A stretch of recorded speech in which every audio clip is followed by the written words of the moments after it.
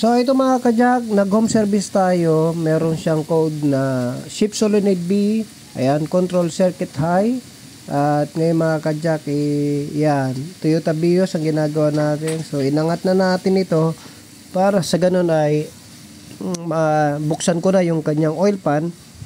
At mapapansin nyo mga kajak, ganyan lang naman ang ginagawa natin.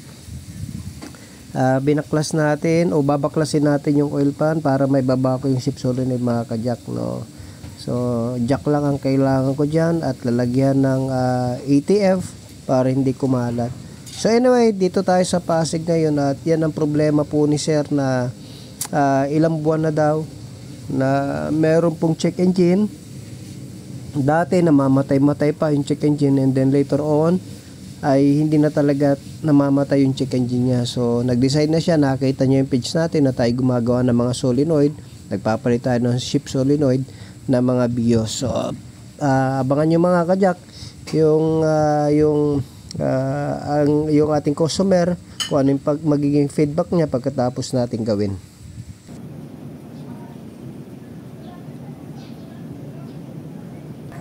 So ayan mga kajak, siyempre una tinanggal ko na yung kanyang tinatawag na fluid, binaba ko na and then inaalis ko na yung mga tornilyo ng oil pan.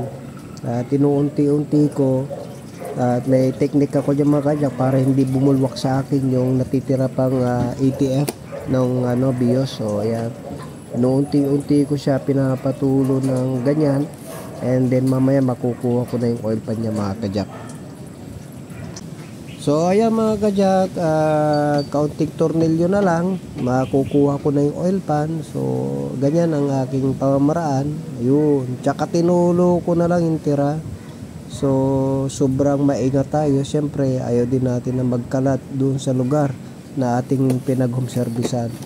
So pagkatapos natin maalis yung oil pan mga kajak, siyempre aalisin ko naman dyan yung kanyang tinatawag na ATF filter o yung strainer niya at saka yung tinatawag na mga solenoid.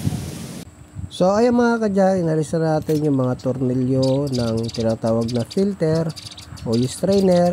Ayan, pinabaklas ko na mga kajak para sa ganun may baba ko to yung at saka yung kanyang mga shift solenoid, dalawa yan babaklasin ko mga kajak din, no? Yun, nalis ko na yung kanyang tinatawag na strainer. And then yung ating tinatawag na shift solenoid naman ang aking alisin. So mapapansin nyo mga kajak, merong bali sa isang solenoid merong dalawang tornilyo dyan. Isang mahaba at saka isang maiksi para dun sa shift solenoid. So bawat isang solenoid, dalawang tornilyo dyan. Yan ang binabaklas ko mga kajak. So bali ang babaklasin ko dyan dalawang solenoid. Kung mapapansin nyo mga kajak, hindi ko na ipakita sa ating video, pero makikita nyo na dinudukot lang natin.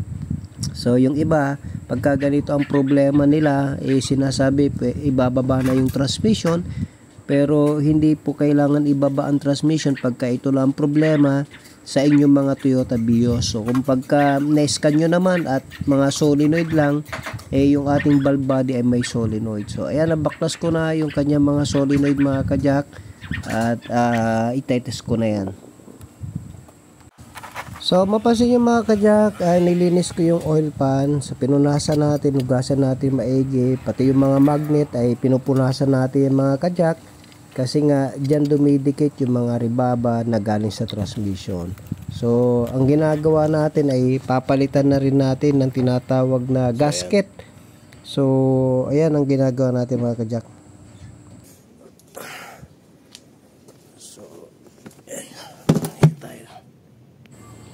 So mga kajak, medyo pasensya at wala tayong patungan. Ginagawa na lang natin ng patungan o gumagawa tayo ng paraan kung saan natin mapapatong yung ating cellphone. So anyway, maglalagay na ako ng tinatawag na T4. So 2016 model ito. Pagka single BBT ay mga kajak, T4 po ang ginagamit po natin.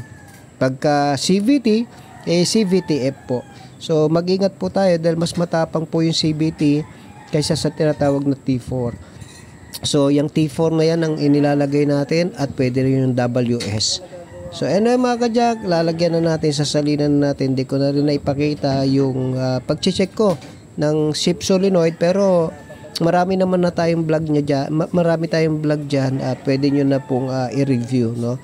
So anyway mga ka-jack, hinihingin na lang natin mamaya yung feedback ng customer kung okay na yung ating sasakyan after natin ito magawa. Siya nga pala mga ka-jack, no? Dahil si customer ay sira din yung kanyang volume, adjust ng volume doon sa panel shift o sa may manubela, no? Inayos na rin natin. So umokay na rin, nilinis ko lang, di ko na na-vlog din. And then ano pang ginawa ko, nilinis ko na rin yung throttle body niya. So ipinackage na natin lahat yung mga kanya para maging okay sa sasakyan ni sir.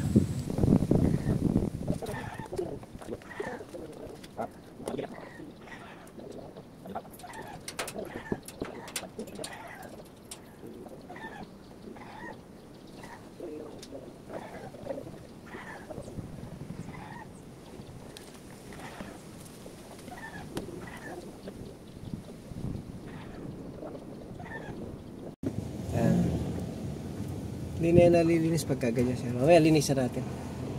Okay lang sir, bibidyo tayo. Yes, easy. Para ma-feature sa ano. Sir, okay na yan. Content mo. 100% yan. Marami na tayo nagawa ganyan eh. Pakiramdaman mo yung dati kaysa ngayon.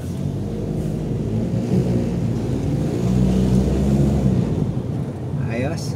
Ayos. Ayos. Hindi ko na na-video kanina, no, yung kanyang sa may panel shift, sa may volume, nilinis na rin namin. Gumagana na. Ayos. Okay. So, yan. Ayos na. Pakiramdaman ni sir. Lagi ko sinasabi, yung mismo may area makakakiramdam kung okay na yung sasakyan.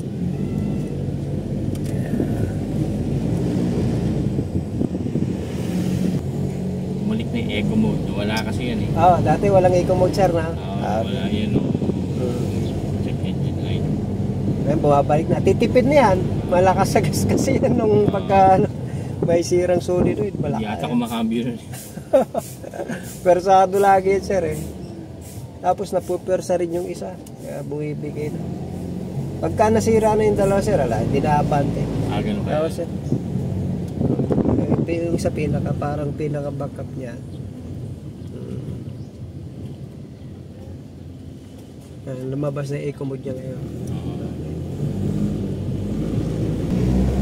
Okay na yung takbo ng sasakyan niya. Okay, balik na tayo sa ating shop. Kaya pauwi na tayo.